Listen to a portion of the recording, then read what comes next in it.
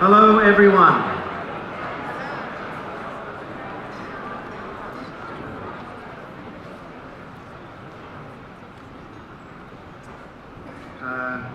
Good late afternoon, evening to you all. Thank you for being here. I'm not going to say anything now. What I'm going to do is ask for your attention as I invite Toby Strode up here to speak. Toby.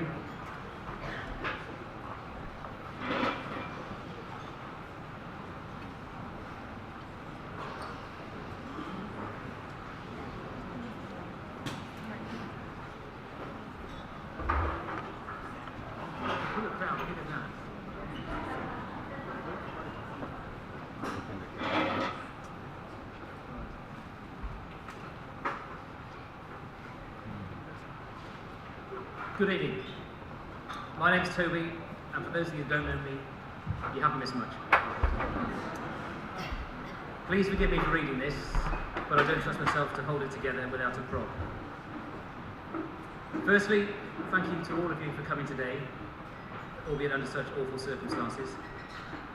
The sheer scale of today's gathering is testament to the love and goodwill felt by so many people towards my brother, and one of the things I want to say today is I desperately hope he now realises how much he meant to so many people. We are all aware of the circumstances of Jeremy's passing, so I'm not certain whether amusing anecdotes from our childhood will be appropriate. Suffice to say, I remain convinced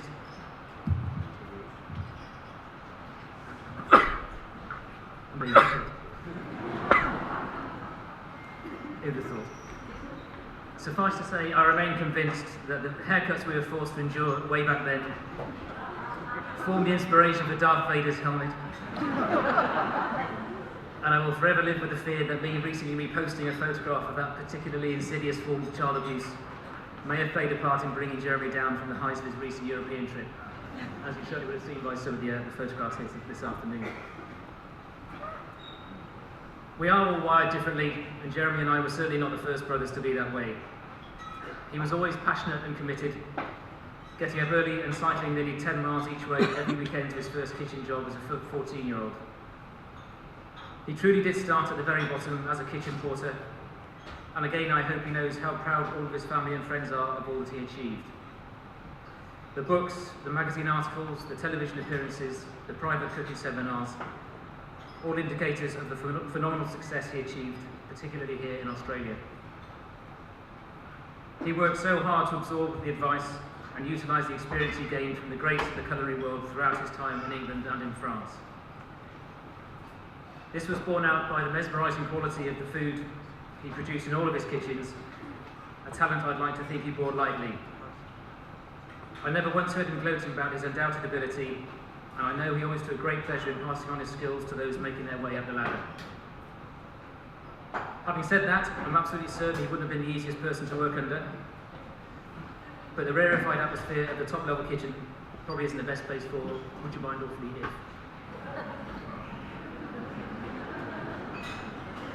I do hope, however, he never actually stooped to hurling a copper-bottomed pan at a commis chef, but if that isn't the case, then please put me straight afterwards.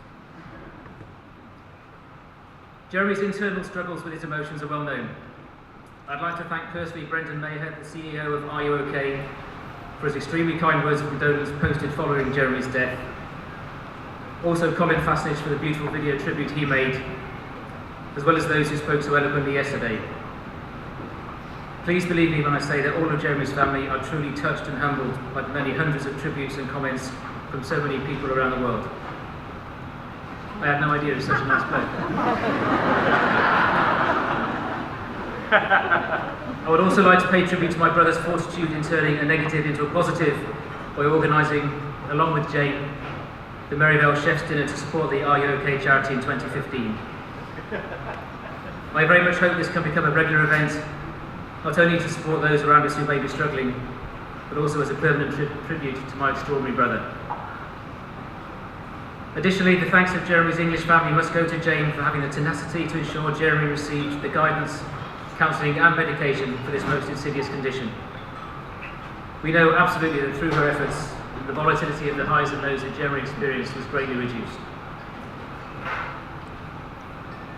We all have questions about Jeremy's thought process, particularly during those final hours and minutes. It's easy to be angry, to ask why, to ask how he could do it to us. I think it's a mistake, however, to think in those terms regarding one in such a position. I know absolutely he loved Rebecca and me as much as any brother could. I know that is magnified 1,000-fold when it came to his wife and sons, and I pray that his family hold that thought dear in the days, weeks and months ahead. I cannot for one moment begin to imagine the darkness he perceived when deciding that there was no other course of action open to him. But I ask all of you here, when thinking of Jeremy going forward, that you don't dwell on the end of the journey, but the journey itself. The courage of a young man with a dream and the strength of character to pursue that dream to the far side of the world, to realise his potential, raise 3 beautiful sons, and prove to be an inspiration to so many others.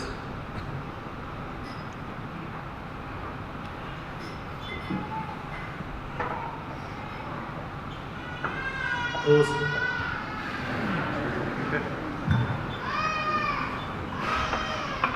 More head.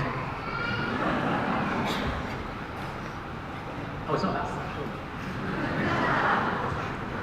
Actually, words cannot begin to convey the depth of despair we feel at the moment, and that of our mother back in England. But I promise you now, my wonderful brother, that I will always think of the journey and not its conclusion. Our childhood together, all that you achieved, and in particular those amazing final few hours we shared as a family at Heathrow before you returned home. We hope with all our hearts that you're finally at peace now, Jeremy.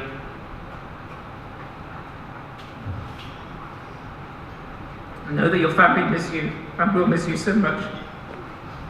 And not a single day will pass when we won't think of you. So God bless you and sleep well.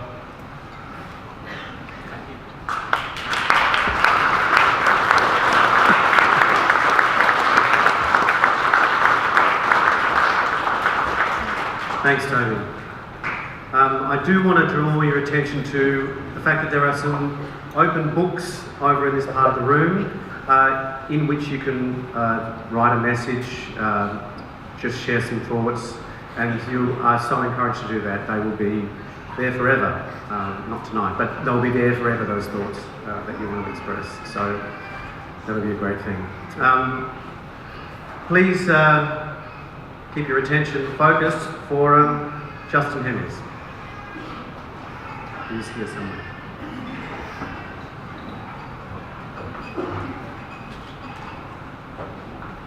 Good evening, everyone.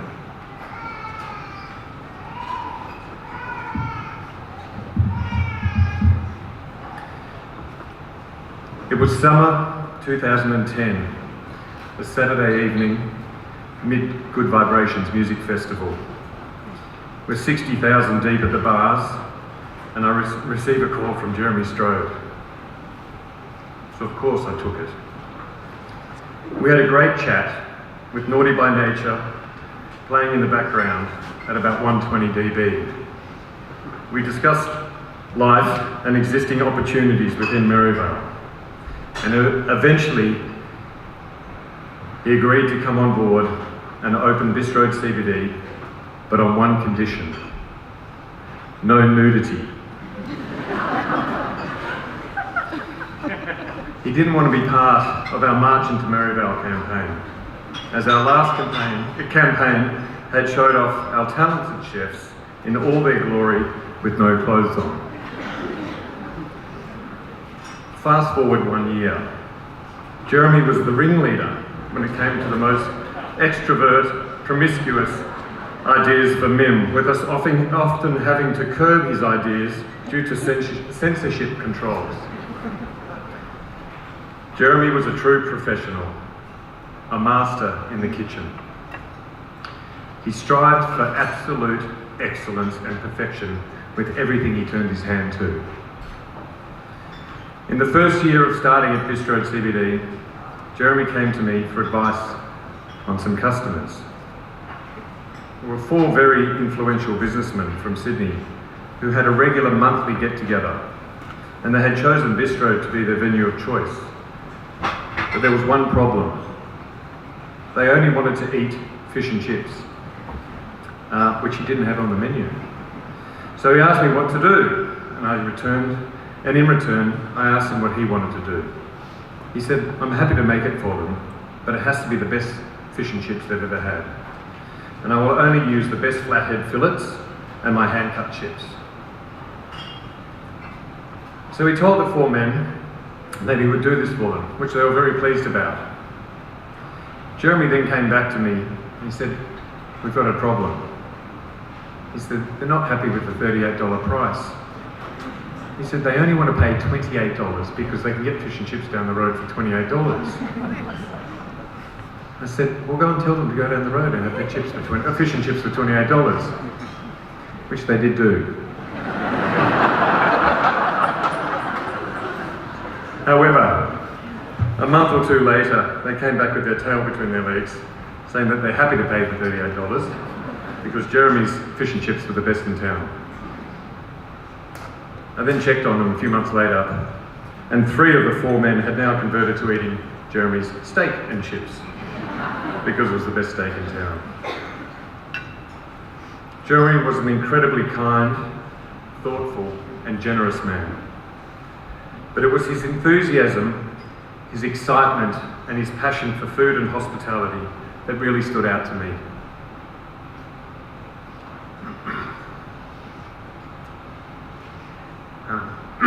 Very few people would walk into my office and get as excited and are as enthusiastic as I am about an idea. But Jeremy was one of those men. Thankfully, Frank Roberts was often in those meetings, so he could give us both a reality check and bring us back down to planet Earth. He was a mentor to many. He loved learning and he loved teaching. Always very encouraging of others, he would often come up to me or text me about how well someone else in the group was doing. He embraced new ideas with gusto. When we were opening the fish shop, I wanted the food to have more of a peasant style approach. So I invited Jeremy over to my house to cook with one of my closest friends and a colourful character, Frenchie. We spent hours in my kitchen cooking, drinking wine and laughing. Frenchie cooked us the most simple Mediterranean-style dishes, and by the end of our long lunch, Jeremy was so in love with Frenchie's cooking, and in true Jeremy form, he said to me, do you think I could spend some time at his house with him? Learning more about this style of cooking. I think he actually wanted to move in for a little while. Jeremy has left a big hole in the Merivale family, and we will miss him dearly.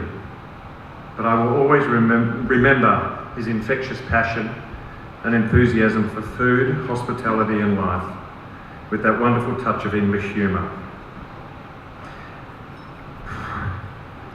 He will always hold a place in our hearts. Thank you.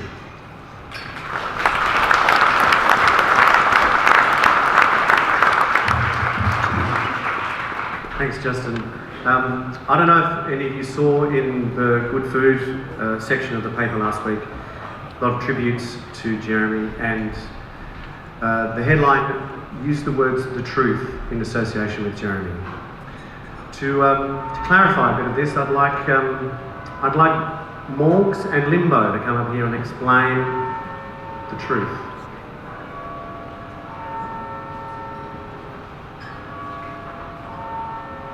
Are they hunting? Here they come.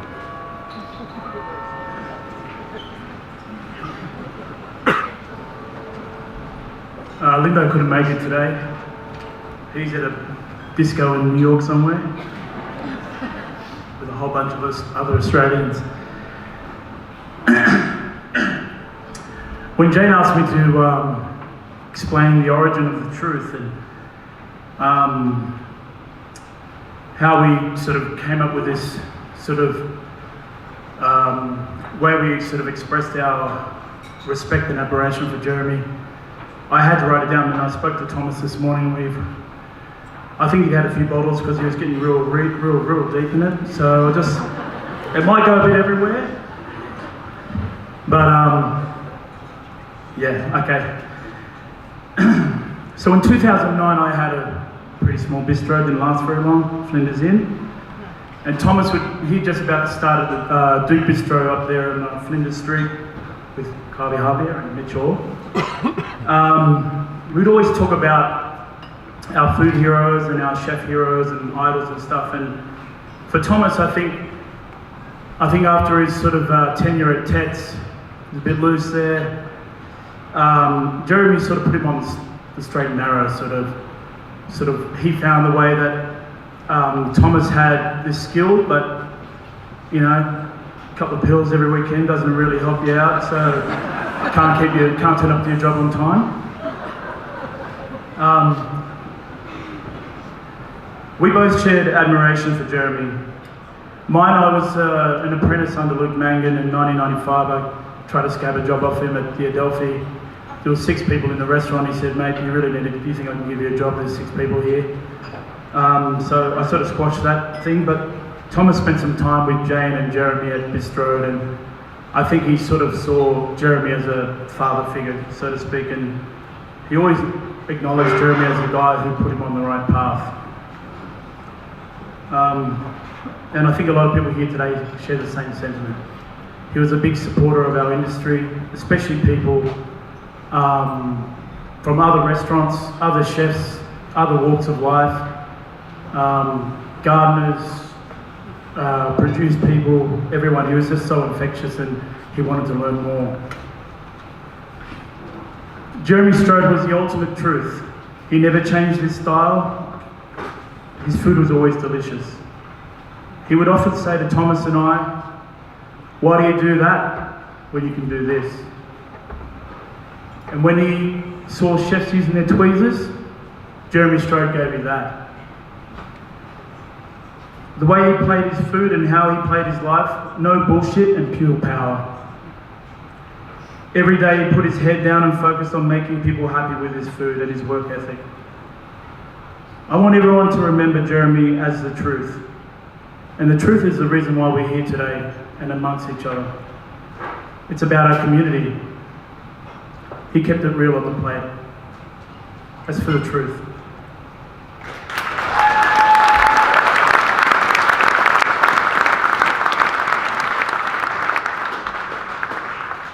I've been informed of an initiative that's been launched to do with Are You OK?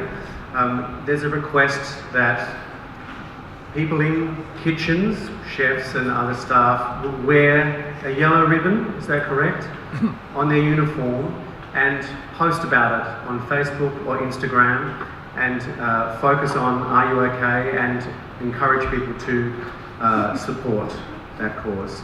So keep that in mind. Now moving from the truth to someone who was considered the voice of reason, Frank Roberts.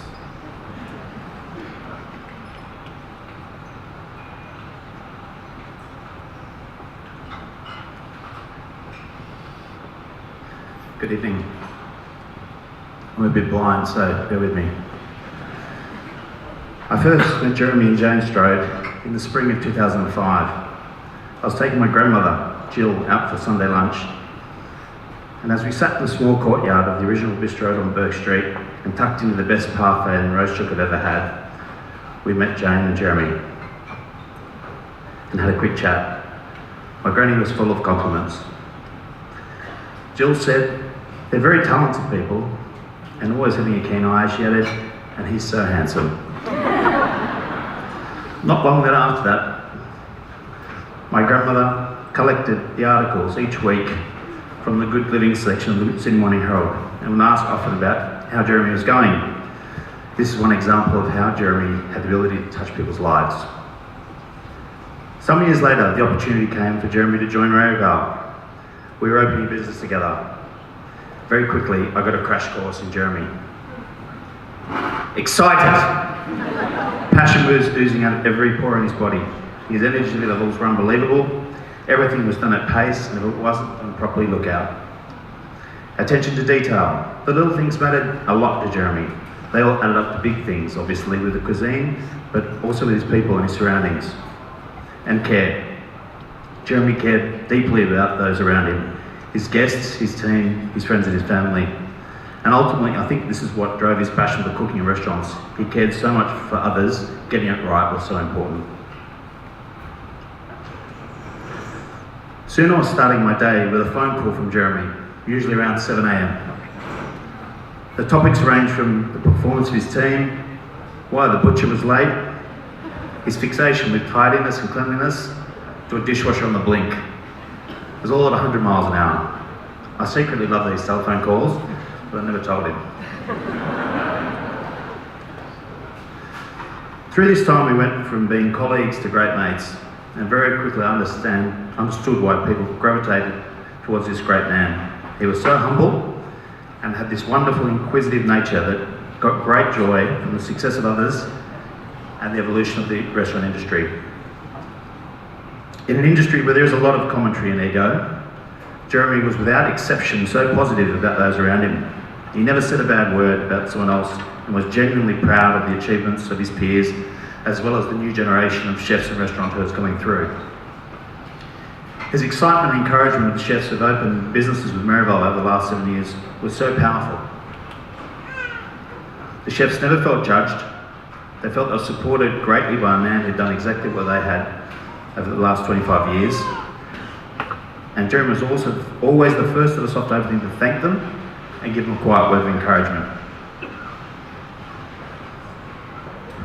There were times when he could be an absolute terror in the kitchen. The occasional flying plate into the pot wash, the sore foot from giving the fridge door a good kick, and that booming voice. But he was so instantly forgivable and often very amusing. Jeremy's desire for self-improvement was as intense as the rest of his character. Over the years we had many conversations around the person that he wanted to be and how that would be highlighted through the way he led his team, around where he excelled and what he needed to work on.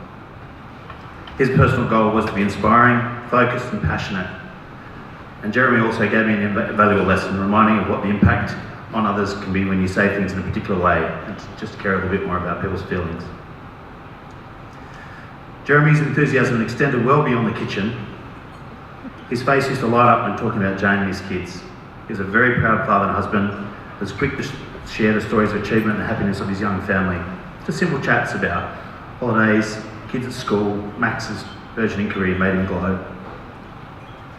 Another period of great pride was the Are You OK event that was held nearly 2 years ago at Ivy. That event was of huge importance to Jeremy, and seeing how that evening unfolded to be such a great success was something that Jeremy was quietly very proud of. It was also a time when I saw a man who was at peace with himself. The legacy Jeremy leaves is an indelible mark of the dining culture of Sydney and Melbourne, a cohort of industry leaders whose careers were shaped by this man, and a grieving young family who will need our care and support. As an industry, let's celebrate Jeremy's life. We are so lucky to have known and been so close to a legend. Let's band together and support the cause he cares so much. Charge your glasses. To Jeremy, you're a legend, mate. We'll miss you greatly. Cheers.